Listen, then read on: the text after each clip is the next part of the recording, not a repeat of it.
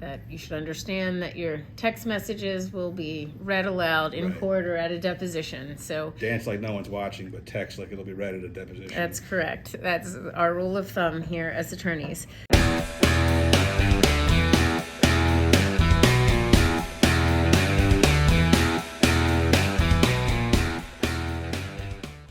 Hi guys, if you're new here, I'm Meg, and this is my motorcycle journey. It is a moto vlog that follows me on two wheels. Cameraman comes along with me. If you haven't already, go ahead and hit that subscribe button. Michael and I would really appreciate it. Today we have a special guest. I told you about him a couple of weeks ago, and I asked you guys for questions. So all of your questions will be answered. Hi guys, so I had promised a couple of videos ago that we were going to bring on a good friend of mine that practices motorcycle law, and we are here with him today, and we're going to interview him, and we wrote down some questions that y'all sent us, and we will be answering these questions. All right, guys, as promised, I'm here with a friend and colleague of mine who is an excellent attorney, Dave Muncie. He is a partner here at Plaxton Adler Muncie, and they specialize in personal injury law. They do a lot of motorcycle accident cases. So if you are in need of a personal injury attorney for a motorcycle incident, you should call Dave. I highly recommend him. He's handled cases for me. He's handled cases for Michael in the past, and we trust him. We thought it would be a great opportunity for us to ask some of your questions. So I think it was 3 or 4 weeks ago, I put out a couple of prompts for you guys in the YouTube video and also on Instagram asking, what questions do you have for a motorcycle attorney? And a lot of you answered, so we're going to ask and have those answered. Well, some of them, not all of them. We'll ask some of them and see what we get to. So if you have another question and it doesn't get answered, you can go ahead and leave it in the comments, and I will direct you to Dave and he can get it answered for you. Sure. Could you tell us a little bit about yourself and your firm and all of that? Sure, happy to. I want to thank you guys for being here. We only handle personal injury cases. We've been in business for 40 years. I've been practicing for going on 12 years now, and that's all I've ever done is help people that were injured in car accidents, motorcycle accidents, work injuries, any kind of personal injury is what we take care of. Okay. So Dave and I were friends when we were like baby lawyers when we first got out of law school. So I've watched him expand his practice and become a partner, and they've done super well. So I have no reservations in sending y'all to him. We were neighbors too. You were That's right. I used to practice law for 5 years in the office next door. You should know, and I've said this before to some of you, that if you are not in Maryland, I cannot personally help you out with a bunch of stuff. It's a little bit different on the personal injury end. Dave has a lot of contacts and a lot of relationships with firms nationwide. So if you guys need help, you can still call him and he will make sure that you are taken care of anywhere. Yeah, so we're licensed in Maryland and DC, but my partner Bruce is going to be the president of the American Association for Justice next year. So we know attorneys in all 50 states, and more importantly, we know the best attorneys in all 50 states. So if you have a case in a different state, feel free to reach out. We can get you to the right person. Thank you. So, guys, no matter where you are, it's a good source to help you guys out. Unlike me, Dave can help you out anywhere. I get lots of people asking me to help on their divorce or their estate case, and I'm like, I can't help you on your divorce case in Washington State. So, all right, so we're going to start with the most popular question that I got asked and that you guys wanted to ask Dave, which is, what should you do if you get into a motorcycle accident? Like that day when you get into the accident, what steps should you take? So first and foremost, you want to make sure that you and everybody else involved is safe and out of harm's way. So if you're on a bike, you make sure you're not on the road, make sure you're not in a place where vehicles can get you. You know, if you're on a highway, hopefully you're not, but if you are, get as far away from the lanes of travel as you can, because I've had lots of cases where someone comes off the shoulder and makes a minor case a major case, and you never want to see that. So first and foremost, make sure you and everyone else involved is safe. After that, you want to document everything. I would always recommend calling the police, having the police come make a report, if nothing else, then make sure you get accurate information about everybody involved.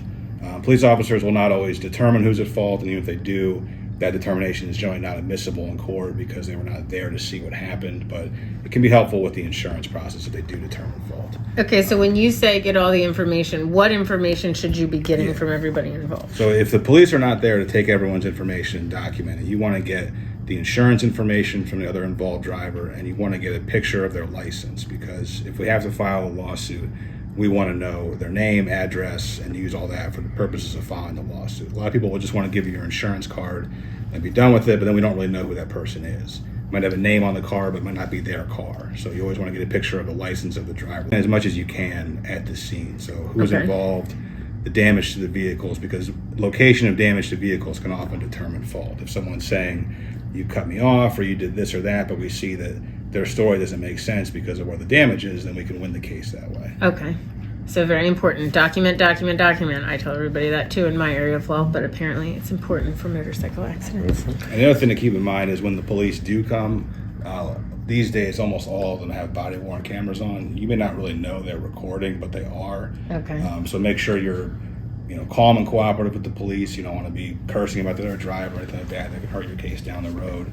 And just make sure you're answering their questions, working with them as best you can, and realize that everything you're saying is probably on camera. Okay. What about if you're injured? Is there anything that you need to do as far as determining, do you just go to the closest emergency room? What would you suggest people do? Yes, I mean, a lot of times fire and EMTs will come to the scene of an accident and check you out. I would always go with their advice as far as what to do. If they say you should go to the hospital, listen to them, you should go to the hospital. If they say, we checked you out, we don't think there's anything imminent, you don't need to go in the ambulance, it's fine to then go to either emergency room or an urgent care. I would always recommend going that day if you're having problems or having pain. A lot of people don't, and I understand that. I mean, especially in the motorcycle community, people are tough and they think I'll just, see how I go for a couple of days. And if that happens, it's not a big deal. It happens all the time. But if you're having a lot of pain the day of, please go get checked out or go in the ambulance. Okay. And then how about, at what point should they be contacting you if they were injured in a motorcycle accident? Yeah, there's really no reason not to get me involved early. Okay. It's not going to make it cost anymore. My fee is the same. My fee is a percentage of the recovery. So whether you hire me day one or 2 years later, it's not going to be any different. And I can help you really throughout the process. I can help you get your bike fixed or get the total loss money. We don't charge for that. That's a courtesy. And we can make sure you get to the best doctors, get the treatment you need, and deal with the insurance companies before anything gets messed up as far as they go. Okay. Now, what about after the accident and some time has passed and you're involved potentially in a lawsuit? What are some important things that people need to be doing or not doing? Sure. So before we even get to the lawsuit phase, the really most important thing, after the immediate aftermath of the accident, is to get proper medical treatment. Delays in getting medical treatment cause problems for cases. Going to the wrong type of doctor can cause problems for cases. So you want to make sure you're getting the right kind of care, whether it's orthopedic, chiropractic, physical therapy, more involved things like surgery. You want those things to happen as soon as they possibly can, and you want to be a good timeline of treatment as far as what you're doing with the doctors. Make sure you're following up with everything that they want, so you can, one, have the best recovery that you can because you want to follow all of their advice, but then two, for the case itself, we need to have a strong timeline to document your injuries and show what you went through. So that's the immediate, is to get the right medical treatment, and then during that process, and then also while we're possibly in litigation, you want to be careful about social media. I'm sure you run into this all the time in your practice. If you're telling me when I was out of work because of this accident, I was going to the doctor all the time, but then there's a video of you. The worst case example is something that's contradictory to what you're saying. You're riding a bike and doing backflips or dunking a basketball, but taking those extreme examples aside, even more innocuous things can come back to hurt us. I've had plenty of clients that while they're going to the doctor or while they're in the recovery period are on a family vacation or they're on a cruise or they're doing something that really is not that big of a deal in and of itself. They're not doing anything crazy, but the defense will take those images and say, how bad could it be? Here you are in Jamaica, here you are on a family vacation, even though they weren't doing anything. Even if they suffered through that whole vacation because of their injuries, it doesn't matter. That picture doesn't show the suffering. That picture is you smiling with your family. So all that kind of stuff you want to keep off social media in the aftermath of a case. Very important. I always tell everyone that you should understand that your text messages will be read aloud in court or at a deposition. So dance like no one's watching, but text like it'll be read at a deposition. That's correct. That's our rule of thumb here as attorneys. Now, I did not tell you I was going to ask this question, Dave, but a question just occurred to me that I think fits in. What is your feeling on how important it is for a motorcycle rider to have footage of their riding? Like if they have like a GoPro, because it's, I mean, not just for us that like we motovlog, right? So we have it all the time. But I also know I've had folks on our rides. Actually, we have had some incidents on our rides, and there were folks that were recording it. So what is your opinion? Is that something that is really helpful, necessary? What do you think about that? I think it's amazing when it exists. Okay. Because I have so many cases where if we just had that, we wouldn't even be in a fight. Like the perfect example is a dispute about who had a green light. You know, you've got you say you have a green light, other driver claims they had a green light. There's no video camera, there's no traffic video, there's no witnesses. It's a simple word versus word, and you know about burdens of proof. I don't know how much you want to get into that, but burden of proof is a fancy way of saying who wins the case. And for a civil case, it's more likely than not, which is basically 51 versus 49%. If one person says I had a green light, other person says I had a green light, and they're both essentially, you know, uncorroborated, then it's 50-50 and you lose. So many cases get resolved just from that. Just like, look, here's a video, you've got a green light, it's over, the insurance company accepts it, never even goes to court. And then beyond that, you know, it's helpful, even if there's not a dispute as far as what happened, it's helpful for severity of the accident, showing, you know, a lot of times, especially with bikes, there might not be a ton of damage to either vehicle, but you're on a bike, you got thrown off, the bike skidded, that can all be documented, and it shows, you know, how scary and how bad the accident was. That being said, and you might not know this because you might not have been involved in it as much, but is it usually better to have a forward facing the rider or away facing traffic? I think it's better. Well, if you can have both, that would be ideal. You know, that's ideal. All right, guys. 360 camera. Yeah, exactly. But if it's one or the other, I would take the forward look, because that will see lights, that will see oncoming traffic. Okay, great. That's helpful because a lot of folks, even that don't vlog like us, are very into that. So, and I've talked to a number of folks that said, like, this guy, it was a hit and run, and I got him on my camera. So, something to consider. And GoPros are a cheap investment. Another part of it is if someone flees the scene, but you've got video of their license, it makes it a lot easier. All right, guys, cameras. Okay, we have some other questions that I thought were helpful. So what happens if you get into a motorcycle accident or someone hits you and they don't have insurance? So if that happens, you want to look to what's called your uninsured motorist coverage with the policy that you have on your bike, so your insurance company. Every policy, at least in Maryland, has to have uninsured motorist coverage. It has to match what your liability coverage is unless you sign in writing to make it lower. Which most people don't, and hopefully they don't, because why would you? You're literally protecting yourself less than other people if you do that. So the first step is to go to your company and find out what your uninsured motorist coverage is, and that's what the claim is going to be under. If the other person has no insurance. Now, as part of that process, we do this as well, and so does your company. There's ways to investigate if there is coverage for the person that hit you, and that's part of that process. But if there ends up being no coverage whatsoever from the person that caused the accident and injured you, then you go to your company. So is there any recourse against that person? We don't directly do it ourselves, but your company is going to. So what they do is they'll pay out, you know, your property damage, your injury claim, and then they're going to file a lawsuit against that driver personally and try to subrogate against them to get their money back. And, you know, a lot of times they don't, but it's at least a ding on their credit history. It's a judgment against them. So there is some repercussions for that person.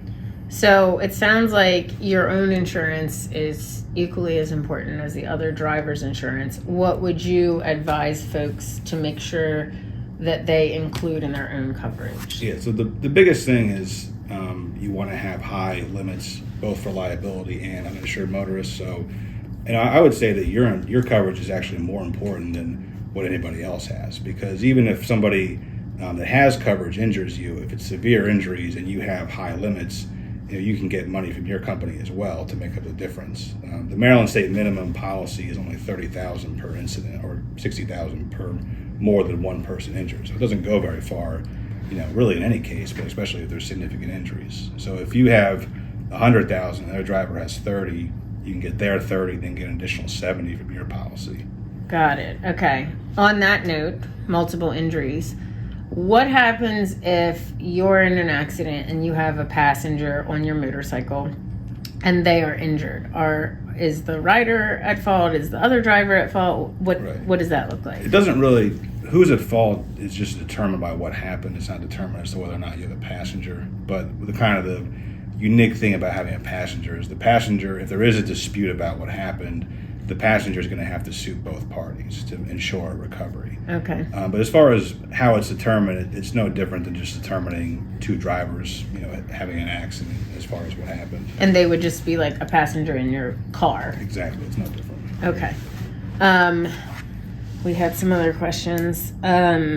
What happens, this is a great question because I'm sure we've all seen, it's one of the scarier things about riding a motorcycle.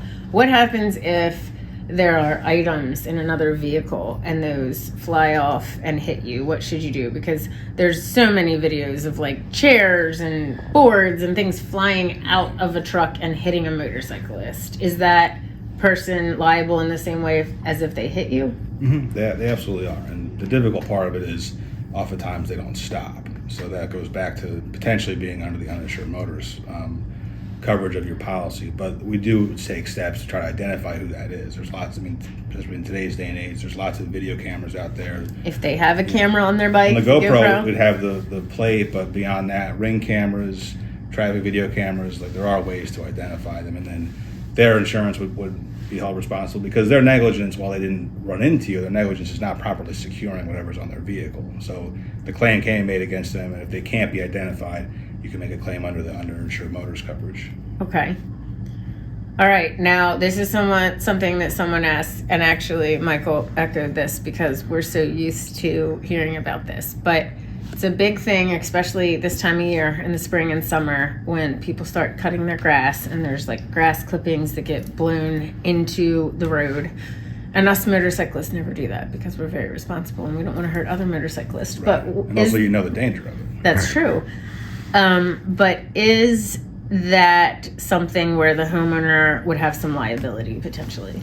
I think potentially, but I also think it would be a difficult case to make work because we have to look at what was the negligence? And if it's really someone cut their lawn and some grass clippings blew into the street, that's a tough case to make work because what do they really do wrong besides not maybe bagging their clippings? But it's a hard case. I'm not saying I wouldn't talk to someone that had that situation to find out what the circumstances are. I think it also kind of depends on how egregious it is. The severity, Are they blowing?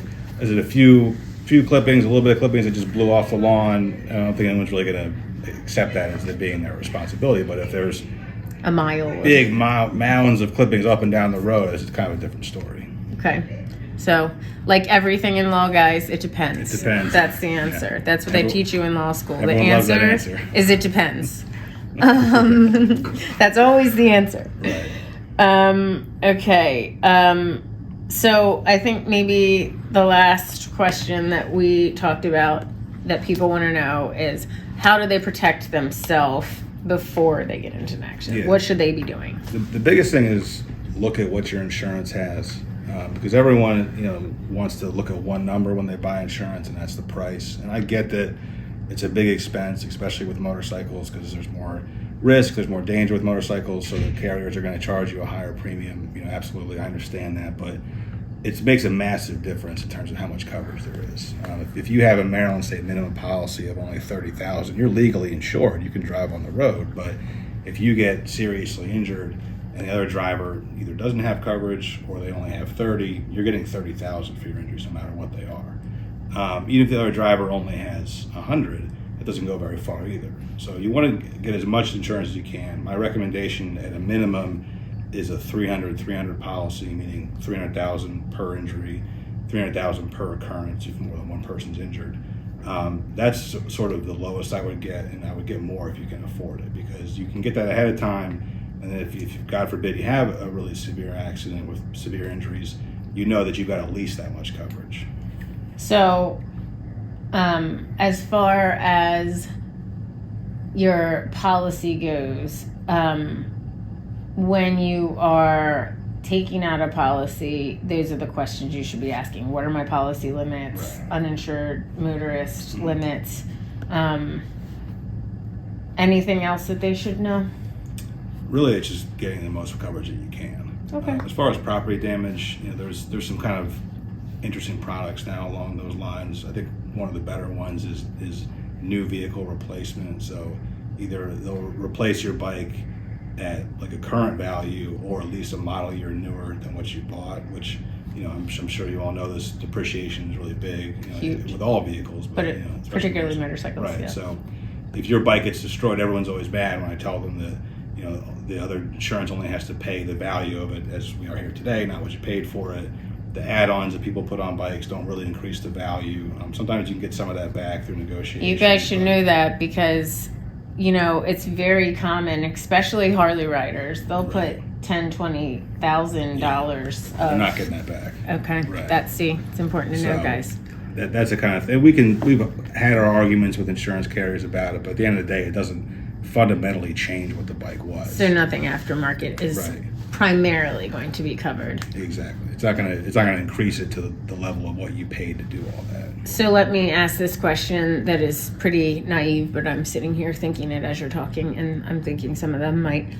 When you're talking about replacement of the bike and policy limits, is your policy limit or the other driver's policy limit, does that include both your medical cost and replacement, or are those two? They're separate. So I don't know if you guys can see this, but I can just show you a sample insurance policy on the fly. So you'd have one coverage.